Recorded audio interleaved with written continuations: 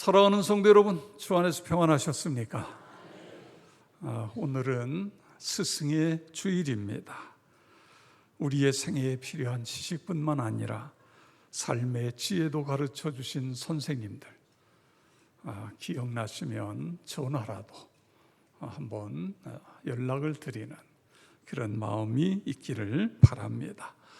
또 교회 안에서 우리 교육부서를 담당하고 있는 선생님들에게 감사한 마음을 가지시고, 또 목장에서 목장 식구들을 위해서 애쓰시는 우리 목자들, 조장님들, 또 선생님들 모든 분들에게 감사를 드립니다.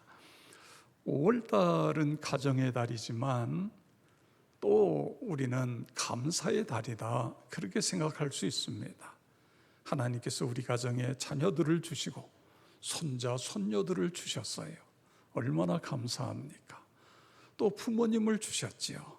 그 은혜가 얼마나 커요. 또 선생님을 통해서 우리가 받은 많은 가르침이 있습니다. 감사하고요.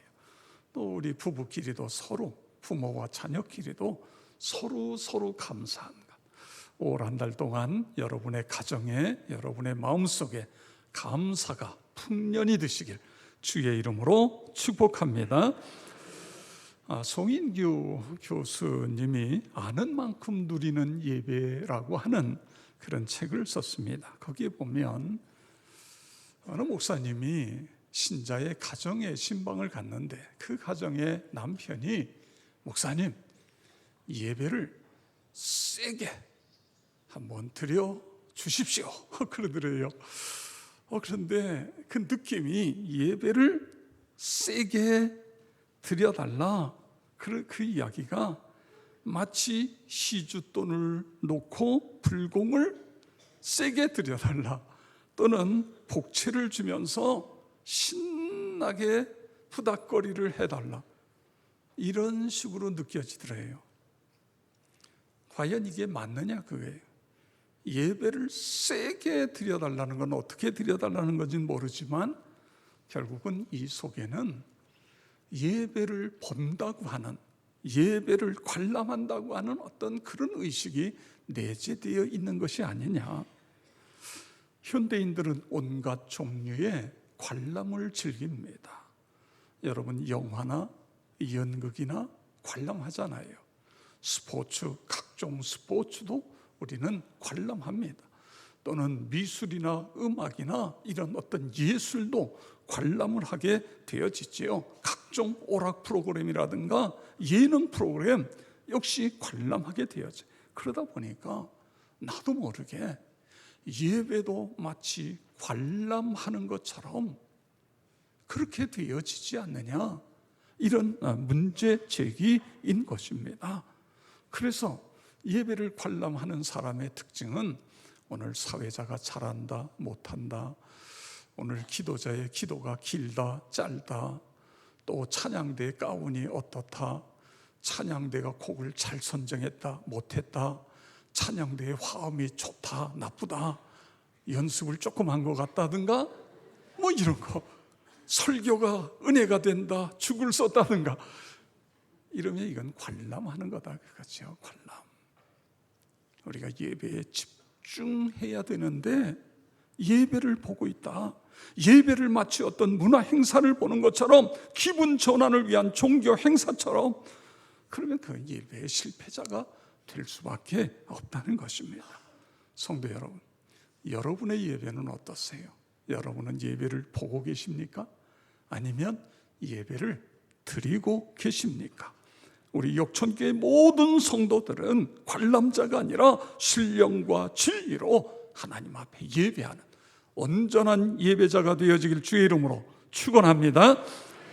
그래서 오늘 우리는 시편 95편을 통해서 하나님이 기뻐 받으시는 예배자가 되기 위해서는 우리가 어떻게 해야 될 것인가, 그런 부분들을 함께 찾으며 결단하고 하는 시간을 가지려고 합니다.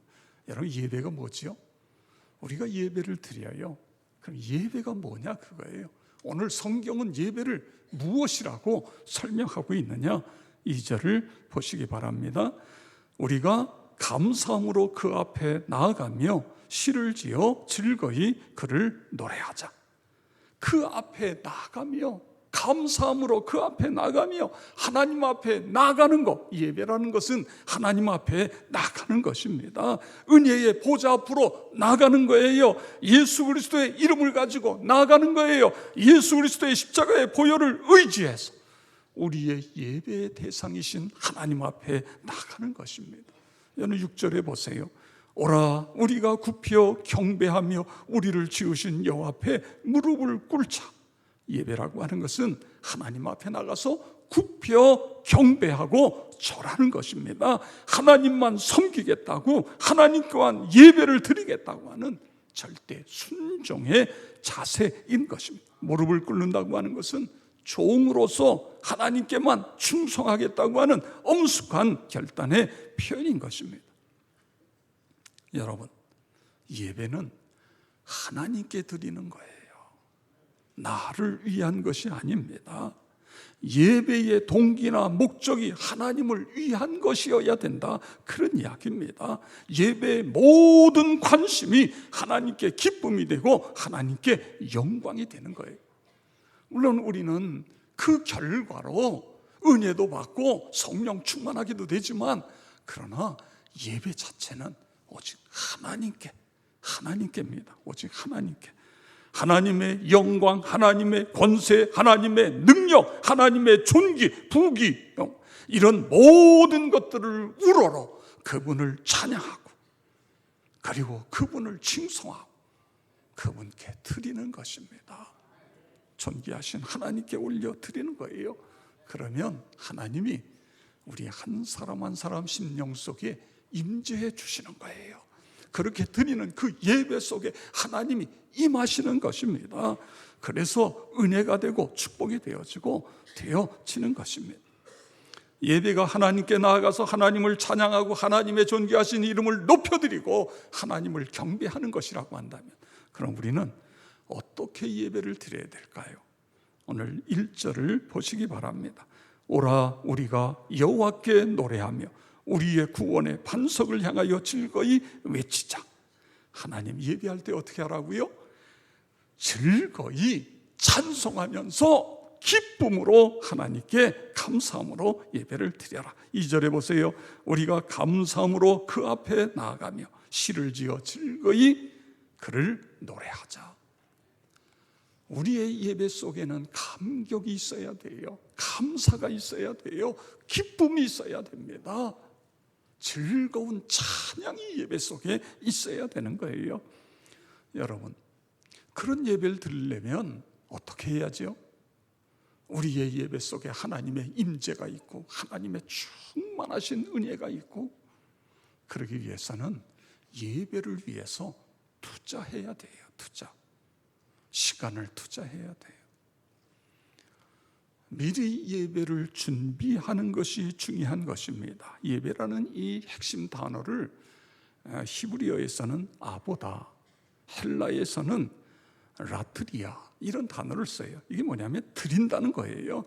하나님이 원하시는 예배는 언제나 마음을 다하고 힘을 다하여 우리의 자신을 드리는 것입니다. 진정한 예배는 대가가 지불되어져야 된다, 그런 뜻이에요. 하나님께 잘못되는 예배, 하나님이 책망하시는 예배는 어떻게 보면 마음을 다하지 않은 형식적인 예배지요. 정성을 다하지 않은 그런 헌신, 제물, 이 구약의 제물입니다. 다윗이요, 인구조사를 하겠다고 그러는 거예요. 그러니까 그의 신하들이, 왕이요, 이 백성들이 다 당신의 백성이고 이 군사가 다 당신의 군사인데 왜 인구조사를 해야 됩니까? 그런데도 밀어붙였어요. 그런데 하나님이 그걸 기뻐하시지 않은 거예요. 인구조사가 다 끝났는데 하나님이 이스라엘의 징계를 내리시는 거예요. 엄청난 재난이 일어나서 많은 사람이 죽어나가는 거예요. 그러니까는 다윗이 하나님 앞에 나가서, 하나님, 제가요 잘못했어요. 내가 이렇게 큰 나라, 백성이 많고 군사가 많고 이걸 자랑하고 싶은 그런 마음 속에서 이런 잘못을 범했다고 하는 것을 하나님 앞에 회개해요. 그랬더니 하나님께서 갓 선지자를 통해서 번제와 속죄제를 드리라는 거예요. 그래가지고 이제 다윗이 아라우나의 타작마당을 사서 거기 가서 이제 하나님께 제사를 지내려고 올라가니까 아라우나가 쫓아나와가지고, 왕이요, 제가 이 타작마당 다 드리겠습니다. 그리고 제사를 지낼 제물도 제가 다 공급하고, 그리고 그 제물을 뗄 감도 다 제가 하겠습니다. 그랬더니 다윗이 뭐라 그래요? 역시 착한 신하, 그래 고마워 그랬어요? 아니지요. 고마운데 내가 내 예배를 하나님께 드리는 거야. 내가 내 제사를 하나님께 드리는데 그래, 그렇게 할 수 없다고. 그래서 타작마당을 사고 짐승을 사고 땔감을 다 사가지고 원래 금액보다 더 많은 금액을 주면서 그걸 사서 거기서 하나님께 예배를 드리는 거예요. 속죄제를 드리는 거예요. 하나님, 제가 잘못했습니다. 용서해 주세요. 그러니까 하나님이 그 징벌을 멈추시고 그렇게 되어지는 그런 모습을 보는 겁니다. 예배는 내가 하나님 앞에 드리는 거예요. 드리는 거예요. 그렇습니다. 하나님 앞에 내 예배가 연락되기 위해서는 값이 지불되어져야 되는 거예요. 내 마음을 다하고 내 몸과 내 물질과 시간을 드리는 거예요. 예배를 소홀히 해서는 안 됩니다. 물론 여러 가지 이유가 있을 수 있어요. 그래도 우리는 예배 시간 1시간이잖아요. 한 10분 전에 와서 준비해가지고 하나님 앞에 예배를 드릴 수 있어야 됩니다. 우선순위를 하나님께 드리는 예배, 하나님께 드리는 예배. 왜 그래요? 하나님이 주셨잖아요. 여러분, 시간도 하나님이 주셨어요. 오늘 우리의 생명을 거두어 가시면 내일은 내 시간이 아니에요. 하루하루 살아가는 그 시간이 하나님이 주셨지요. 물질도 주셨어요. 건강도 주셨어요. 우리가 이 땅에 온 것도 하나님이 우리를 이 땅에 오게 하신 거예요. 그렇기 때문에 우리가 하나님 앞에 준비해서 예배는요, 하나님을 만나는 가장 영광스러운 시간인 것입니다. 그분은 당신에게 최고의 존경과 높임을 받으실 수 있는 전능하신 분이신 것입니다. 그래서 우리가 그렇게 예배 드리는 거예요. 그렇게 되어지길 주 이름으로 축원합니다. 자, 그 다음에 여기서 중요한 것은 집중이라는 거예요. 집중. 우리가 하나님이 들으시는 예배가 되기 위해서 집중하는 거예요.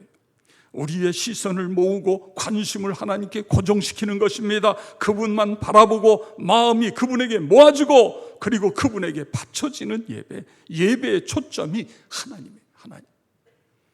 근데 이제 이게 자꾸만 예배의 초점이 사람에게로 갈 수 있잖아요.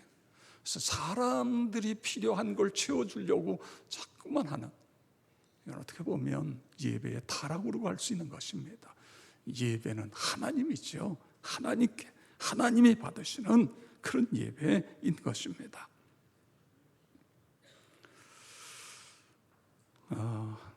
100와트짜리 전등불과 100와트짜리 레이저 빔 다 100와트예요. 그런데 어떤 차이가 있느냐면 100와트 전구는 빛이 사방으로 퍼져요. 그런데 100와트짜리 레이저 빔은 빛을 한 곳으로 모아요. 100와트지만 레이저 빔은 철판을 뚫어요. 그런데 100와트짜리 전구는 종이장도 못 뚫어요. 여러분, 이게 집중의 힘인 것입니다. 집중이에요. 여러분은 어떠세요? 하나님 말씀을 듣다가 자꾸만 딴 생각하고, 집에 렌지 또는 가스렌지를 불을 껐나 켰나 이런 생각 안 하십니까? 그러니까 예배에 집중하는 게 중요해요. 물론 이게 잘 안 됩니다. 제가 이해를 해요. 저녁에 내가 일찍 좀 푹 자고, 그래서 주일날 낮 시간에는 정신을 집중해서 하나님께 예배를 드려야 되겠다. 그래 일찍 잤는데 웬걸 서너 시간 자고 나니까 깨버렸어요. 또 잘래니까 잠이 안 와요. 그리고 예배 시간이 되니까, 설교 시간이 되니까 그때부터 졸려요. 이걸 어떻게 해요? 그래도 여러분이 좀 노력을 해보세요. 어떻게 하면 좀 숙면을 취할 수 있을 것인가. 저에겐 참 그래도 조는 분들이 별로 보이지를 않습니다만, 참 감사한 일입니다만, 그래요. 이 집중한다는 것이 너무너무 중요한 거예요. 1시간이잖아요. 1시간 예배 드리는데 온 마음과 정성을 다해서 집중할 때에 거기에 하나님께서 임하시는 거예요. 하나님의 역사가 일어나고, 기적이 일어나고, 병든 사람이 고침받고, 예배 시간에 문제가 해결되어지고, 이게 집중되어졌을 때인 것입니다. 자, 그럼 왜 우리가 하나님께 예배 드려야죠? 왜 하나님께 예배를 드려야 돼요? 4절 5절에 보시기 바랍니다. 땅의 깊은 곳이 그의 손안에 있으며 산들의 높은 곳도 그의 것이로다. 바다도 그의 것이라. 그가 만드셨고 육지도 그의 손이 지으셨도다. 아멘. 여러분, 무슨 이야기예요? 하나님이 다 만드셨다 그거예요. 우리 하나님이 창조주 하나님, 할렐루야. 그렇습니다. 그런데 하나님께서 이 땅과 육지와 바다와 그리고 바다에 있는 그 엄청난 많은 물을 만드셨을 뿐만 아니라 우리도 만드셨어요. 우리도 하나님의 형상대로 우리를 지으신 것입니다. 6절 보세요. 오라 우리가 굽혀 경배하며 우리를 지으신 여호와께 앞에 무릎을 꿇자. 우리를 지으신 여호와, 우리를 지으셨다 그예요. 하나님이 우리를 당신의 형상대로 창조하신 것입니다. 하나님과 대화할 수 있는 인격적인 존재로 우리를 만드셨어요. 그렇기 때문에 오늘 이 시편 기록자는 오라 우리가 굽혀 경배하며 그분 앞에 무릎을 꿇자는 것입니다. 예배자가 되어야 된다는 것입니다. 그렇습니다. 그분이 우리를 만드셨어요. 그런데요, 하나님이 우리를 만드셨을 뿐만 아니라 그 다음에 1절을 보세요. 1절 오라 우리가 여호와께 노래하며 우리의 구원의 반석을 향하여 즐거이 외치자. 구원의 반석이다 그예요. 그분이 우리를 지으셨을 뿐만 아니라 우리가 죄 가운데 있었을 때에 구원의 주로 우리에게 오신 것입니다. 그래서 구약시대에는요, 제사예요. 내가 죽어야 되는데 대신 다른 짐승이 죽었어요. 그러다가 예수님을 이 세상에 보내시고 예수의 십자가 보혈로 우리의 죄를 정결케 해주신 거예요. 왜 우리가 예배를 드려야 돼요? 우리를 죄에서 구원하셨어요. 죄에서만 구원하신 게 아니에요. 우리의 인생의 갖가지 문제 속에서도 그분이 우리를 구원해 주신 것입니다. 그리고 우리에게 부활과 천국의 소망을 주셨어요. 얼마나 큰 은혜예요. 저는 오래전에 우리 교회에서 아버지 학교 할 때에 한 형제가 나와서 간증했던 것을 지금도 잊을 수가 없어요. 그 형제가 사업을 하면서 나름대로 잘 돼가지고 가족이 넉넉하게 행복하게 그렇게 살아갔어요. 그런데 주변에서 이거 화토 있잖아요. 화토. 이러다가 노름에 빠졌어요. 노름에. 이게 자꾸만 노름에 빠지다 보면 중독이 되는 거예요. 그래가지고 그 벌어놓던 돈들 다 노름하면서 다 잃어버렸죠. 그리고는 아버지 부모님으로부터 물려받은 재산까지 다 날렸죠. 그리고는 카드 빚쟁이가 됐어요. 도망 다녀야 돼요. 여러 번 그 문제 때문에 다투게 되고 아내하고 다투게 되고 이혼을 하느니 마느니 계속 그런 문제로 갈등하고.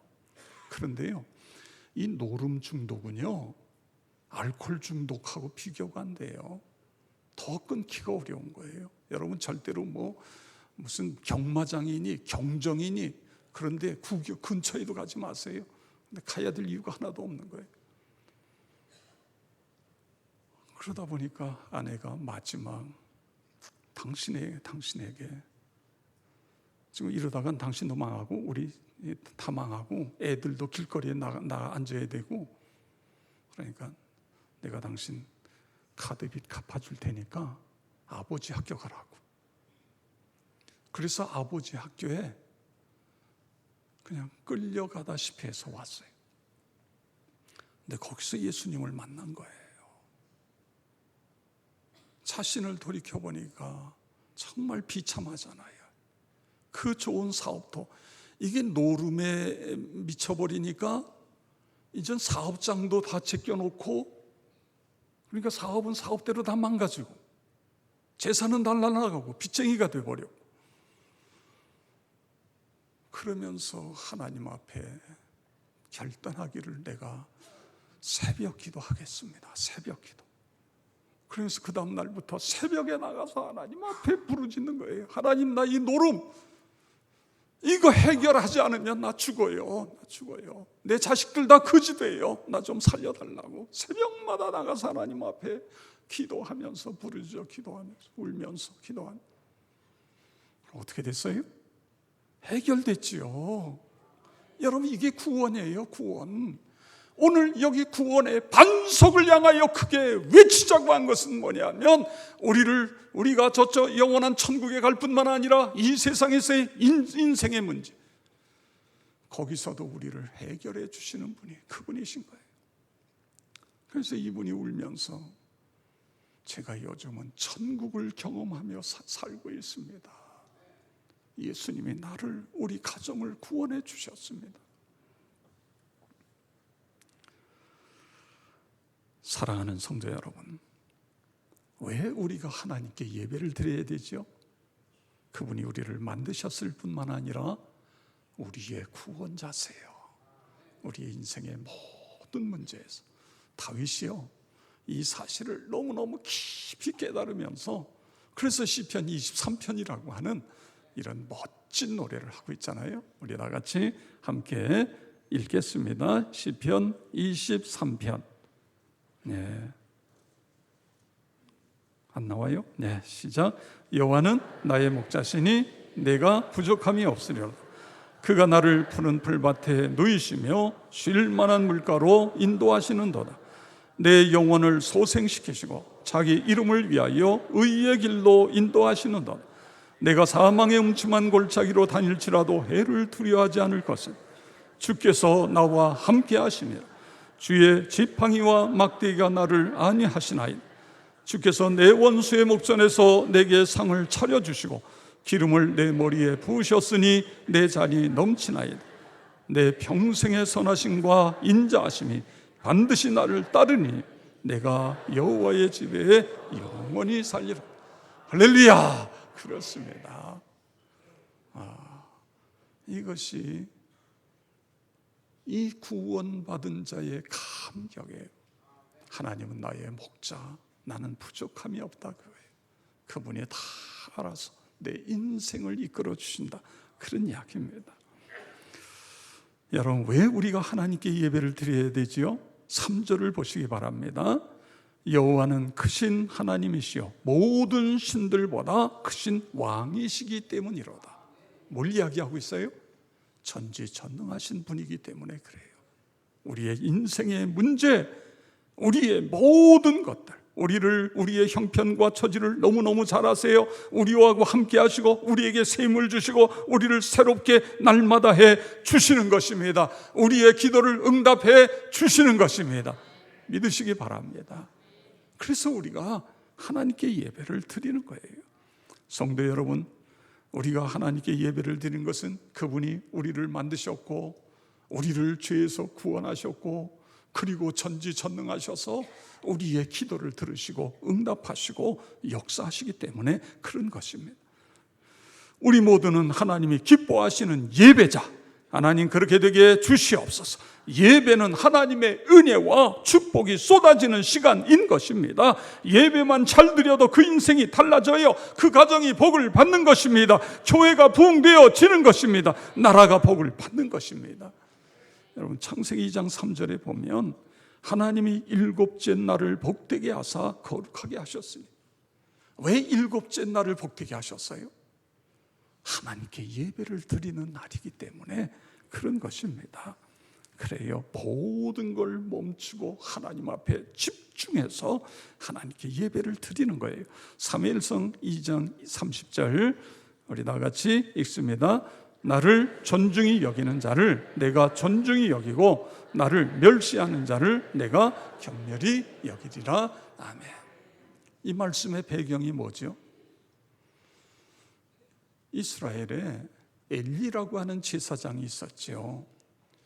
그리고 그 아들들도 제사장이 됐어요. 홈리와 비느하스라고 하는 두 아들인데 제사장인데 엉터리예요. 백성들이 하나님 앞에 예배드리기 위해서 올 때마다 엉터리로 하는 거예요.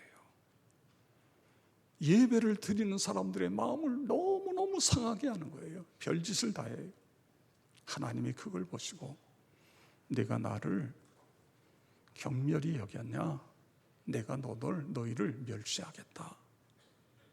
어떻게 됐죠? 이 두 아들 블레셋과의 전쟁에서 비참하게 그들의 인생이 끝나버려요.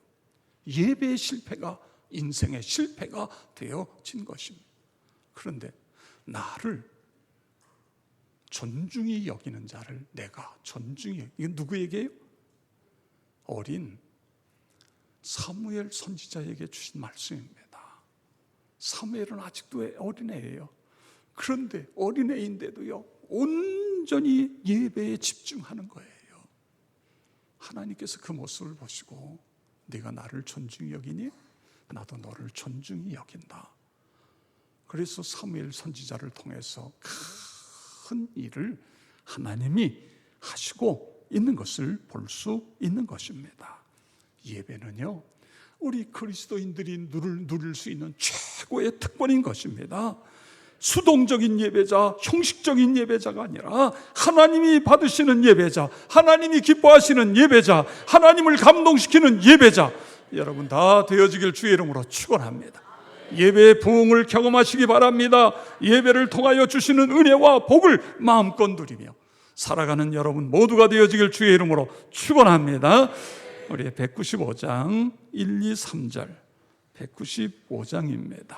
성령이여 우리 찬송 부를 때 진심으로 찬양하게 하소서. 찬양하겠습니다.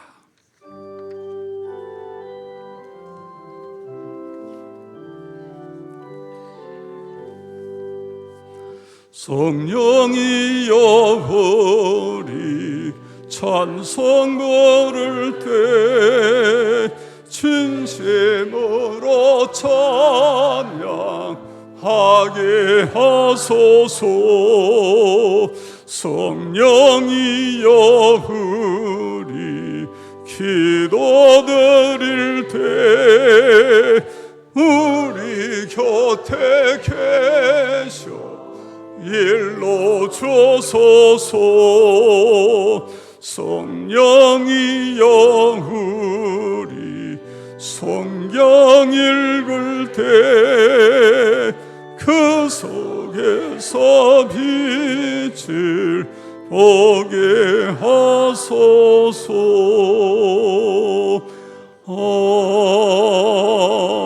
아멘. 이 시간에 조용히 마음으로 기도하는 시간을 갖겠습니다. 여러분, 여러분의 예배는 어떠했습니까? 어떤 자세로, 어떻게 준비했고, 얼마나 예배에 집중했습니까? 이 시간 하나님 앞에 내어놓고 하나님, 온전한 예배자, 하나님이 기뻐하시는 예배자, 예배를 위하여 내가 투자하는 시간을 드리고 마음을 드리고 그리고 예배에 집중함으로 말미암아 예배를 통하여 주님을 만나고 주님의 임재를 경험하고 변하는 그런 삶을 살아가겠습니다. 이 시간 우리 조용히 마음으로 기도합니다.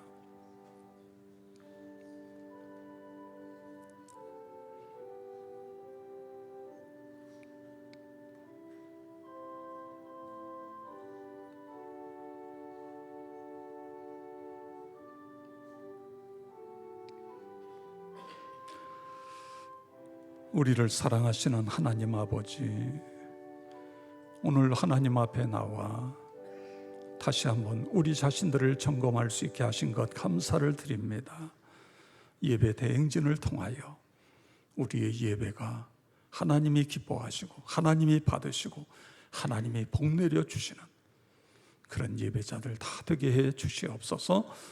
예수 그리스도의 이름으로 기도드리옵나이다. 아멘.